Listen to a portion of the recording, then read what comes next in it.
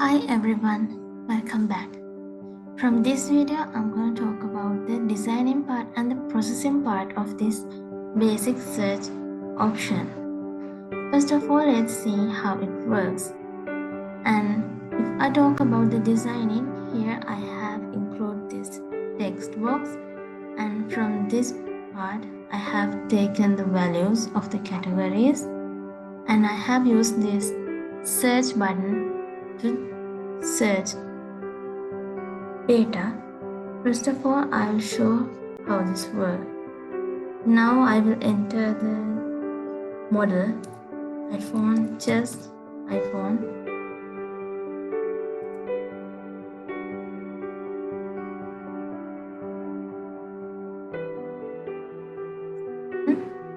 Here you can see from the cell phone categories, all the iPhones will appear in here.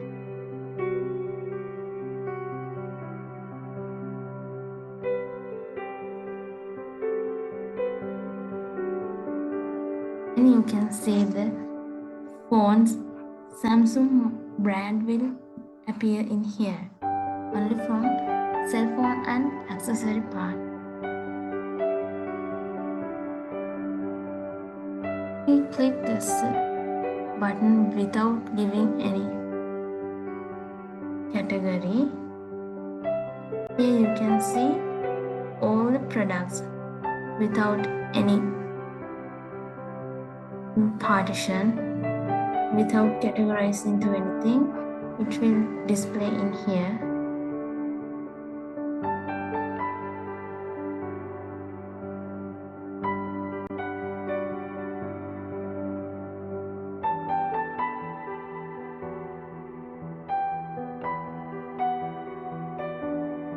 It is Huawei products.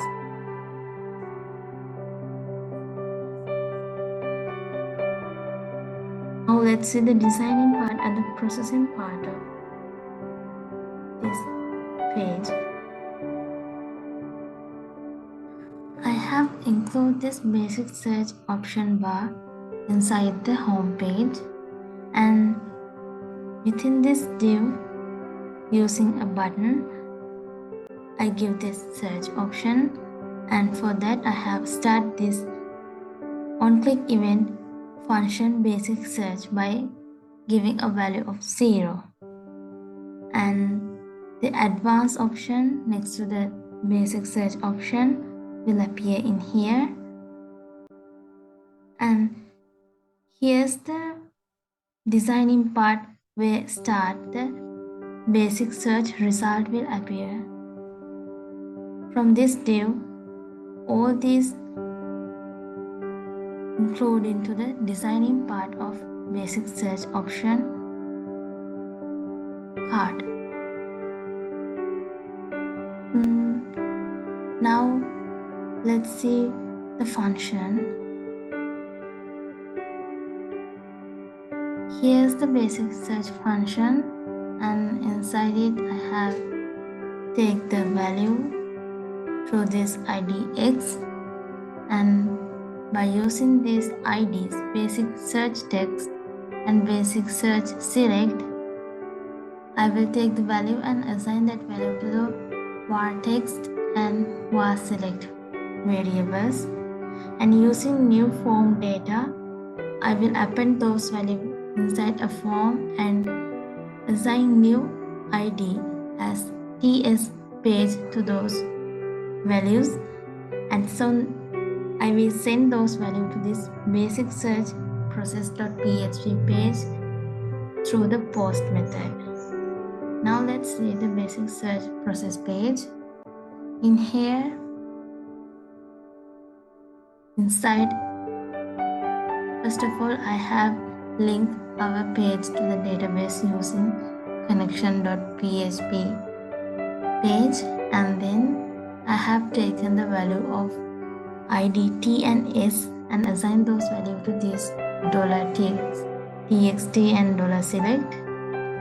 And using this query, I will take the values from product table, and I have started an if condition to check whether the $text is not empty and $select is equal to 0.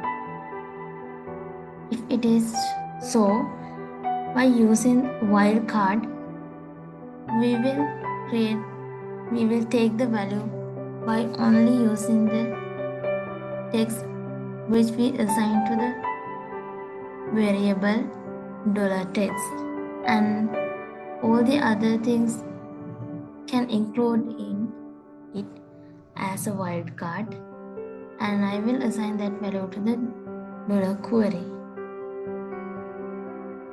If this is not empty, then we will go to this part and we will check whether the $text is empty and $select is not equal to 0. If it is so, we will take the value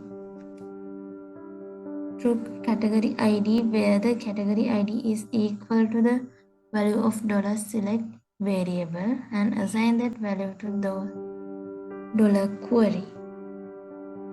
And if this is also not happen, then we will go to this part. In here we will see whether the $text is not empty and the $select is not equal to 0. If it is so, then again we will take the value from the $title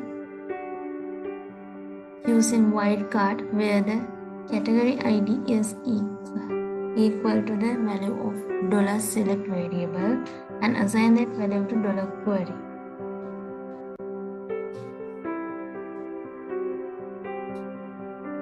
And inside this PHP script, using if condition, I will check whether the 0 is not equal to the value of ID page. If it is so, then I will take the value of page ID and assign that value to the $page no. If this not happen, we will go to this part and I will assign 1 to the page no variable.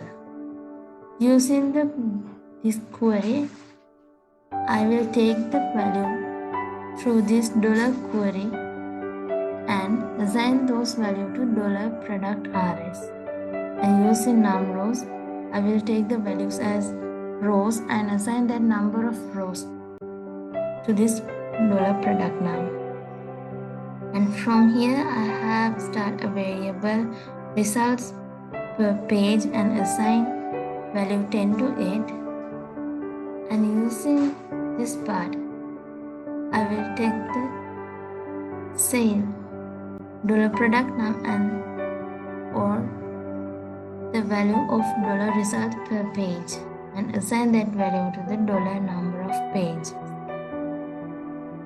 And from here I have done the calculation. I will calculate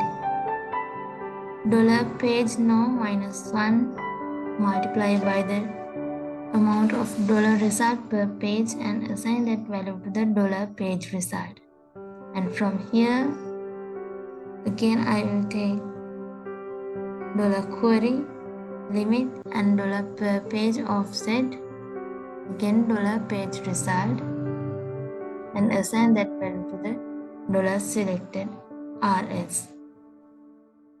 And using num rows, again I will take the value as number of rows and again assign that number of rows value to $selected num variable. And using this for loop, I'm checking whether the $x is less than the $selected num or not. If it is so, then I will fetch that row and take the value and assign that value to $selected data. After that, inside we will close our PHP script and include this designing part where we add to the home page card. Here you can see inside this basic search result ID div, I will add all these designing part by removing this carousel to the basic search process page also. And as I mentioned before, the same procedure will happen in here to take the values. I'm not going to talk about it again. And after the designing part, from here again, we start a pagination. Inside anchor tag, I have started this PHP script and check whether if the page name is less than or equal 1. If it is so, I will display nothing and come to the same page. Otherwise, I have started this on-click event of basic search function where the value is equal to the 1 minus the amount of $page num. And from this span tab, I have to write this character entity representing Unicode equivalent. And after that, by using for loop, I will check whether the $x is less than or equal to the number of pages. And if it is so, then I will check whether if $x is equal to the value of $page num. If so, then again I am starting this on-click event of basic search function and assign the value, display the value $x. If not, again I will start the on-click event of basic search function and again I will display the $x for both options but have different values. And from here I'll check if the page name is greater than or equal to the value of variable number of pages. If so, then I will reload the same page. Nothing will happen. Otherwise, again I have start on-click event of basic search function and I will add 1 to the page name and display. Here's the pagination part. And again, if I go to this JavaScript part, from here, you can see I have checked by using this onReady state change and assign the value of anonymous function where we check if the $R ready state is equal to 4, it means it is ready to execute. Then we will take the value of R as response text and assign that value to the variable t, and we will assign the value of that variable t to the basic search result in a HTML. That's how the basic search function process is happening, and this is the way how I create the basic search option. Thank you so much for watching. Hope you get an idea how to create the basic simple search option. See you in next video.